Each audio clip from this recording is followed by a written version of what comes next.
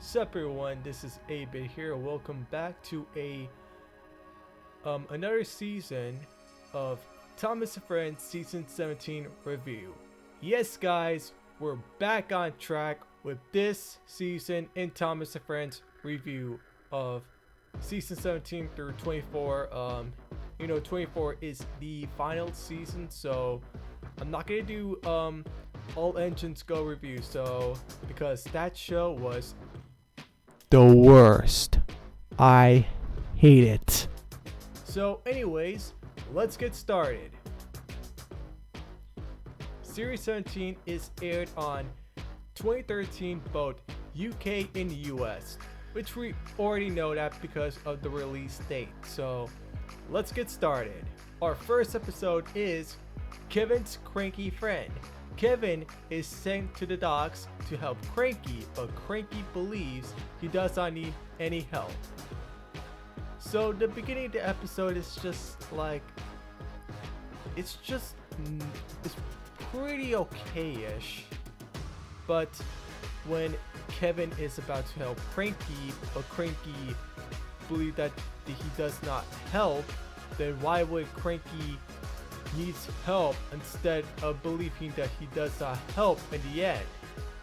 Which is kind of confusing because, like, I don't know where that thing starts to turn out for that, because like I know that Kevin wants to help, and I know that he is a crane too, but Cranky is also a crane too, so their two cranes are better than one. So yeah, am I right? But the ending is my highlight, and that's why I really love it so much. My favorite highlight. So yeah. And also I forgot about the trivia. The first episode narrated by Mark Morgan in both the UK and the US. So yeah, just like Ringo Starr was from when he narrated from seasons 1 and 2. So yeah, that just explains why. So far, I really like how those two get along in the end, but in the beginning and the middle, it's just kind of not that good, but still. But as always, I'm gonna give this episode a 7 out of 10. So yeah. The next episode is Scruff's Makeover. After being repainted, Scruff refused to work at Whip's waste dump and searches for a new job to do. Trivia: Scruff's first speaking role since the 14 series episodes. Oh, the indignity. So this episode is clearly like Kevin's cranky friend, which is the last episode or the previous episode I watched. But this one feels like a different one because Scruff wants to be clean and wants to search for a new job to do instead of Whip's waste dump, which I really like because my favorite highlight is Scruff looking a little cleaner. So yeah, that's just my highlight. So yeah. But again, like, this episode kind of takes the confusing parts out of this because, like, first of all, why would Scruff refuse to work at the Whip's waste dump while searching for new jobs to do? Like, she worked there already, because this episode would be a little shorter if Scruff works at the Whip's waste dump, because no, like, Scruff actually wants to search for a new job to do while it's clean. But I know being dirty a lot sometimes will get an engine kind of dirty. So that's just, my for example of that. But anyways, for all of that situation out of the way, I give this episode a 6 out of 10 for a great episode. Next up, Wayward Winston. Winston leaves the Fat Controller and goes beyond off driverless. So this episode was actually the best episode, and I'll tell you why. Trivia: this episode was released before the King of the Railway, mentioning that the audience would not know that the Ulster Castle was. So they don't know what Ulster Castle was before they released King of the Railway. So I don't know why they will release before King of the Railway, but it's just pretty weird on the high schedule daily basis of what they released in the episodes, because I mean, if you want to release it, release after King of the Railway, because that would make it a lot easier. So yeah, I'm looking at you, Mattel. I really love the chase scene. The chase scene was the best scene of all time. I love it by far.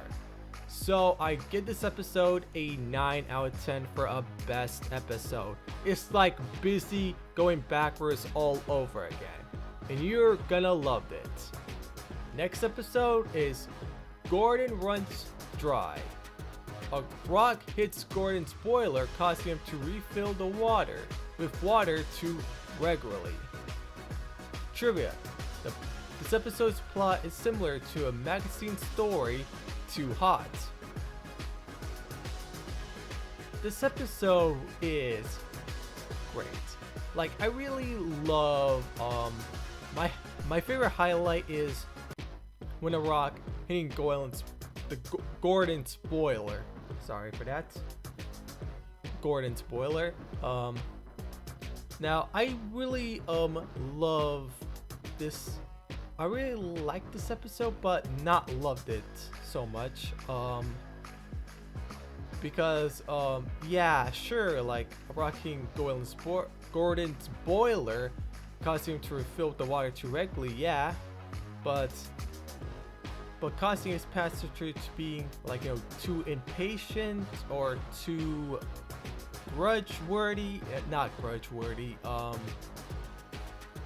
pretty much mad. So yeah, which sometimes, I mean, people do get dehydrated while drinking water, but if you get dehydrated, kids, remember to drink water because it's good for you.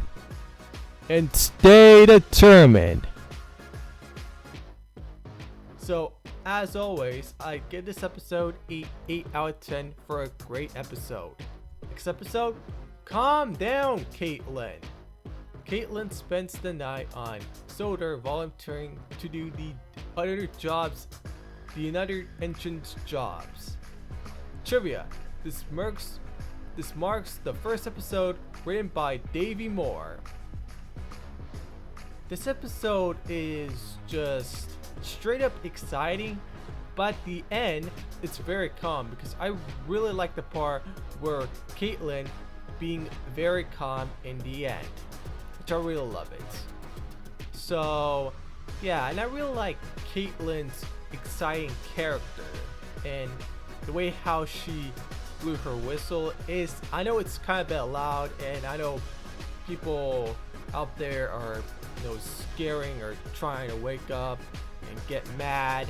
So yeah, and to be honest, like, why would Caitlin be very calm instead of being so exciting and fun? Like, I mean, sure, there is some other entrants that are very calm, like Percy, Thomas, James, Henry, Gordon, but for Caitlin, why would she be so exciting if she's not very calm? Like, that's the problem. Like, you have to, if you want to make a character that's very calm, then you have to make her very calm in the beginning, middle, and the end. Which I will give that episode a 10 out of 10. But nope, they just make Caitlin exciting in the beginning, middle, but not in the end, which the ending I really love. So yeah, and to top it all off, I give this episode a 7 out of 10 for a great episode. Next episode, Steamy Stafford. Stafford wants to make sounds like a steam engine. Trivia: Stafford breaks the fourth wall by winking at the audience, make it the first time in the series a character and another in the narrator breaks the fourth wall. So I really like when the episode breaks the fourth wall, because I really love it. And I like it because my highlight shows it right there when Stafford breaks the fourth wall at the end. I love it.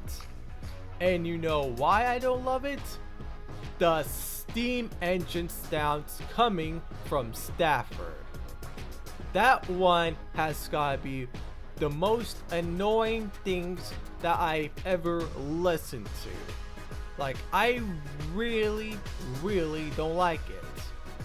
So therefore, this episode is a 3 out of 10 for a bad episode.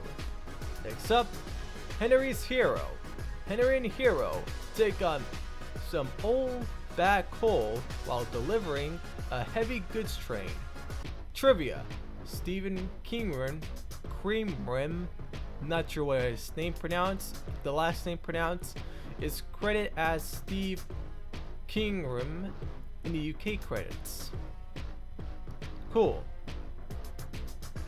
My favorite part, the highlight, is Henry is determined to pull a load of trucks and never give up, which I love it because that shows the determination of how Henry can pull loads of trucks and never give up. And that's how this is a wonderful and determination episode that gives it a 10 out of 10 for a best episode. Next up, Luke's new friend. An emotional episode, let's be honest. Luke made friends with a young deer in a quarry. Trivia: a reference to Blue Mountain Mystery is made by Luke. Interesting. My favorite highlight this part is the cute scene where the young deer gets to meet his elder deer. I love that scene. That scene is so cute. I love that. This is a great emotional episode. Like Henry's Forest or Grandpuff, which is pretty cool. Like, this episode is so emotional and could get the viewers kind of sad and kind of cry a little bit, which people actually don't get too emotional. Well, sometimes people don't get too emotional. But anyways, this episode will give it a 9 out of 10 for a best episode.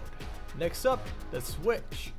Luke and Millie swap jobs at the castle and the quarry.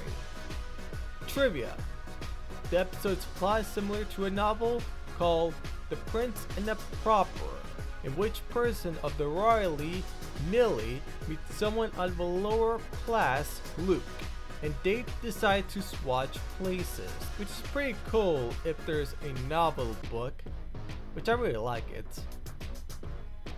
I really like when Millie and Luke do their jobs very differently. You know, like, when you do your jobs differently, it's either gonna be, you know, Books and Books or Carlo's Bakery.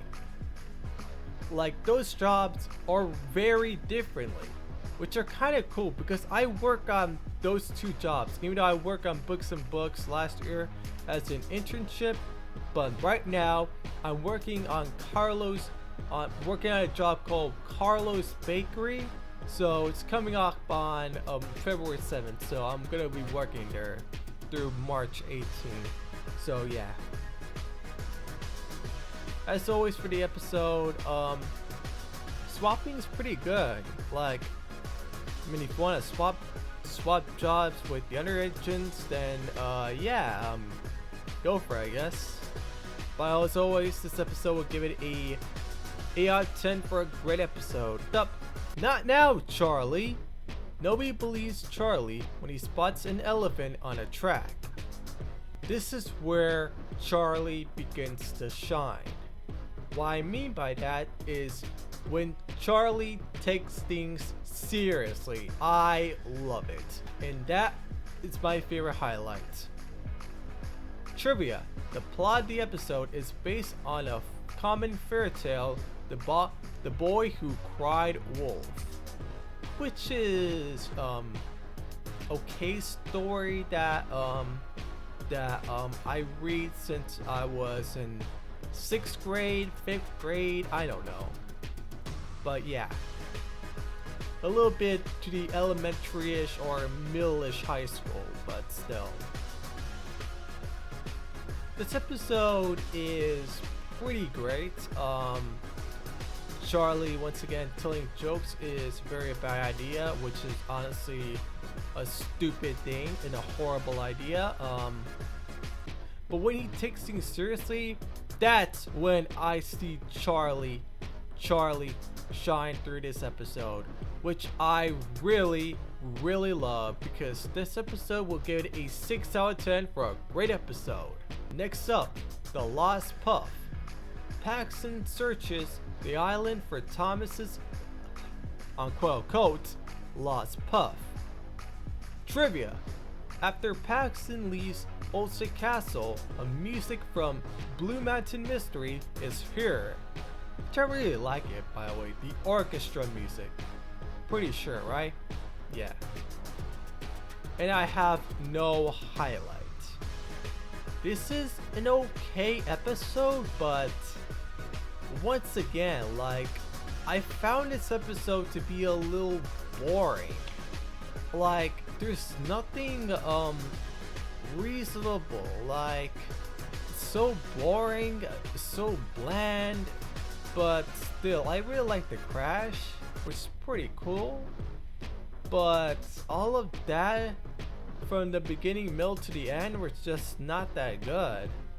So I'm gonna give this a 5 out of 10 for a meh episode. It's not that good, guys. I'm very sorry. It's not that good. Up next, the Thomas's Way. Duck and Thomas had to take Harold to the search and rescue center to be repaired. Trivia: this is also the first time since the 4th series episode Fish that the duck has been the main character in an episode, which I really like. Fish in series 4, not series 8, series 4 was just spectacular because of the music, man. The music from Henry's theme. The music from Henry's theme season 4 is just beyond better. I love it. Just my favorite highlight is the ending. The ending was so good. I love it. Thomas and Duck get along with each other. They're pretty nice. I love this episode. For reasons why I love it, because of Duck being a classic character from this season 2, which I love by far. And he says, "There's only 2 ways of doing things, Thomas. The Great Western Way or the wrong way. Or the Thomas's way." No, if you think about it. So, yeah.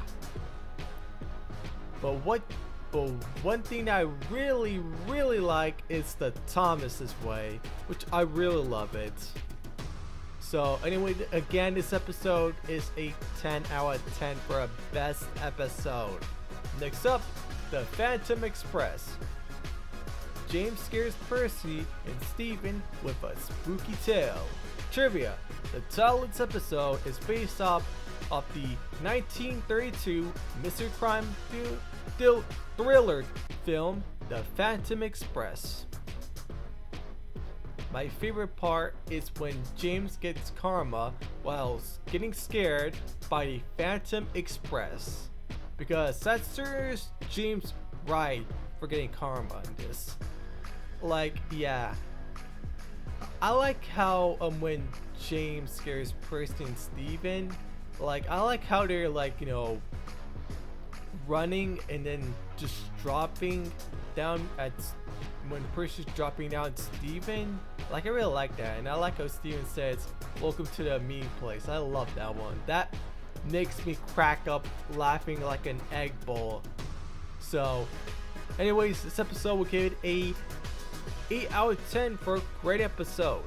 Next up, for a lucky episode for Percy's lucky day. Percy feels unlucky, so Stephen gives him his lucky horseshoe When unlucky Bill and Ben derail, Percy rescues them even without the horseshoe. Trivia: in the opening shot, a 4-leaf clover with represents good luck is present in the bottom right hand corner of the frame. Which I love 4-leaf clover. I want that for St. Patrick's Day. Like, I really like that. I want that too. My favorite part, Bill and Ben argue together. Now that is comic relief. I love it by far. I like how Bill and Ben argue together. It makes me laugh. I love it. This episode really gives an 8 out of 10 for a great episode. Next up, Bill or Ben? You decide. Bill and Ben trick Connor and almost cause an accident, so Bill gets repainted another color. Trivia: this episode is very similar to the magazine story Weasel's Race, which is most likely also written by Andrew Brenner, and is also similar to the second series episodes, The Diesel. I really like when Connor gets tricked by Bill or Ben. To highlight this episode, yep. Once again, Bill and Ben, those two are tricksters and could cause some problems around the other engines, so that's just a bonus. So anyways, I give this one a 8 out of 10 for a great episode. Next up, too many fire engines. The amount of fire engines needed on a Sodor is questioned, and Flynn's lucks ran out when Bell beats him to every emerged. Trivia: in the UK version, the fate effects are missing, which I really don't know what they're talking about, but yeah. I really love the ending. The ending is my highlight, so yeah. The ending of where Flynn is really happy of what he's doing after when he puts out fire, puts out water, puts out water through the fire to make it a little, I'll forget about that. This episode is great. Like, there's so many problems, like why would Flynn is so depressed or runs out while Belly beats him to every emergency.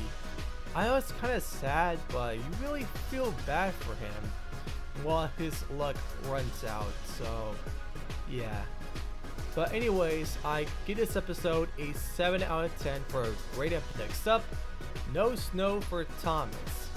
Thomas hides his snowplow and has to stay in the shed all day while Emily takes his place on his branch line. Trivia: this episode's plot similar to Thomas Terrence in the Snow in Season 1 and Thomas Emily in the Snowplow in Season 8. When you mix both of them, you get this: no snow for Thomas. A great one to start off. Except for Thomas Emily Snowplow, just remove that because of how Emily's being a bossy attitude. Sheesh. I love this highlight. I love when Thomas is at his old cheeky character again and doesn't want a snowplow. Love it. Which I really like, by the way, because this episode is a great crossover for Thomas and Emily, but without Terrence too, which I really think that they're gonna bring Terrence in this episode, but no, they're not gonna bring Terrence, but with Emily. But she's a kind person, but not a bossy person in Season 8, so yeah, screw her in her bossy attitude. Screw her. Anyways, I give this episode a 7 out of 10 for a great episode. Next up, Santa's Little Engine. The Fat Controller has to play Santa Claus for the Earl's Christmas party, but he's never driven a sleigh before and ends up very icely trouble. Yeah, the title of this episode is a possible reference to a character from The Simpsons named Santa's Little Helper, which is pretty cool. I really like that one. I really like that. My favorite highlight is when Thomas is chasing the sleigh bell with Santa Claus on it. But again, it could be a little longer, but hey, the chase scene is a little short, so sorry about that. They wouldn't make it a little longer, so that's kind of disappointing if you ask me. So yeah. But anyways, I give this episode a 8 out of 10 for a great episode. Next up, the missing Christmas decorations. Diesel 10 steals the Steamy engine's Christmas decorations for the Diesel Works, so that Percy and his Steam team had to go get them back. Trivia: the episode's plot is loosely similar to the iconic Dr. Seuss book How the Grinch Stole Christmas, when a clip of this episode showing Diesel 10 stealing the garland was released in the Thomas and Friends YouTube channel for the title of How Diesel 10 Stole Christmas, which makes a reference to said book. Which I really like it, by the way, because Diesel 10 is Grinch in this episode. I really like that one. But if a different character, personally, because he was a diesel engine, so yeah, he's not a monster or anything. But what I love is the chase scene. The chase scene is by far better. And it's pretty longer as in the previous episode, Santa's Little Engine, which is a little disappointment, so yeah. But this episode is the better one, because 10 out of 10 for a best episode ever. Up next, the Frozen Turntable. The turntable at the sheds freeze, so the engines had to find other places to sleep, but Gordon only takes one berth at the sheds, getting him stuck. Trivia: the engine sleeping in a different location is very similar to a special call calling all engines. As said in the special, they were sleeping in different places while the shed is being fixed. While this episode, the turntable at the shed freezes. So yeah. And I have no highlight. This episode is very boring again. Like the Lost Puff, like this episode has no comedy. Like Gordon is just being a douchebag in this episode. Like I don't know why would Gordon wants to go on only at the berth at the sheds while he has to go other places to sleep. Like come on Gordon, stop being a douchebag for once and go find other places to sleep. Like see what happens when you make this episode very boring and it's not that fun at all. Like it's not that fun. But what I find it fun is that in the ending where Gordon has to find a place to sleep, but when the turntable at the shed freezes for no moral. So yeah. But this episode is so boring and it gets a 5 out of 10 for a meh episode. Up next, Away from the Sea. Salty thinks that he'll be replaced at docks by new engine Porter. Trivia: flashbacks create CGI and references to a 6 series episode, Salty Secrets Are Made.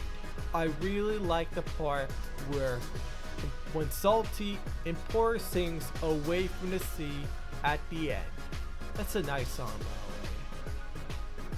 But Salty's character, let's look at Salty's character for a minute. Salty's character from Salty Secrets was a great example, but Bill and Ben think that Salty was just too not that good, and he doesn't belong in a quarry, which he belongs in a sea dock or a dockyard sea, which I really think you feel bad for Salty when he's at the quarry but not on a dock sea side. So I really think that to explain why, yeah, Salty, you really feel bad for Salty, so that explains why he wants to be at the dockside sea. So yeah, but this episode really gives it a 6 out of 10 for a great episode. What's up? Gone fishing. It's a sunny old day and you're on your way. Why can't we all go fishing? Harvey has to take his train to Vickerstown, something he does not normally do. Trivia: the episode's title shares the same name with a song from the 4th series. Well, like I said when I sing the song with the title is when I said the title, so yeah. I love the crash, but it's a little short, but could be a little long, so that's just a little disappointment. But anyway, I give this episode a 7 out of 10 for a great episode. Next, the Afternoon Tea Express. Steven is given a job of collecting ingredients for the afternoon tea at Ulster Castle, but Spencer teases him about his speed. Trivia: when a barrel of jams fly into the platform at Ulster Castle, Daenerys said that the barrels smash to the ground. However, the barrels are never broken. They remain completely intact, which kinda makes sense. I really like the highlight when the slow jam sequence. I really like that one, but they didn't been broken or anything, so yeah. I really kind of like that highlight. And the slow motion, because I like the slow motion too. So yeah, Steven is a great character. Spencer teases him about his speed. He's a pretty good villain in this. So yeah, once again, this episode would give it a 7 out of 10 for a great episode. Except the Smelly Kipper. Henry challenges James to pull the Flying Kipper. Trivia: the events of this episode were mentioned by Thomas and Henry Gets the Express. So, which we'll get later on, because Henry Gets the Express is on season 20, so we're gonna get passed on for that. My favorite highlight is the ending where the engines are laughing at James having a fish in his, thing, whatever his thing called. But what I really like this episode is James really gets mad while pulling the Flying Kipper, and yeah, I really like this episode. Like, it's the opposite of the Flying Kipper, for example. While Henry pulls the Flying Kipper in Crash, well, it's a epic crash sequences, and I really like that one. So anyway, this episode, I had to give it a 8 out of 10 for a great episode. No more Mr. Nice Engine. Diesel tries to get Hero to misbehave with the trucks. Trivia: the title of this episode is a play on a phrase No More Mr. Nice Guy is saying, also referenced in other mediums. My favorite highlight is when Hero becomes a no nice guy and tries to throw the milk into Sir Topham Hatt. Hero is a great character, for example, because this is a nice episode because of how Hero is being polite and behave and want the trucks to behave themselves, not to misbehave like Diesel was, because Diesel was a great villain in this episode, and it shows how pretty great this episode is. Like the afternoon Tea Express in the previous episode. So yeah, but this episode we'll have to give it a 8 out of 10 for a great episode. Last but not least, Thomas's shortcut. Birdie is rerouted, so Thomas tries to find his own shortcuts. The events of this episode are mentioned by James in Big World Big Adventures during the song Where in the World is Thomas. My favorite part, the ending where Thomas always wins no matter what. And I really like that, because Thomas always wins, and Thomas and Birdie's great race. Three cheers for Thomas, and then this episode, because it shows how you always want to cheer for Thomas when he never gives up. While he's taking a shortcut, but yeah, he still gives up in other times, but the ending, he never gives up and always wins for the race. So, and I love this episode. For the final one, 8 out of 10 for a great episode. And that's it for Thomas and Friends Season 17 review. So let's look at the pie chart of Season 17. So, Season 17 had 23 great/best episodes, 2 meh episodes, and 1 bad/worst episode, which is Steamy Stafford. That one is so annoying. I cannot deal with that. So, yeah. So, what do I think of Season 17? It's a great season, 8 out of 10. By far.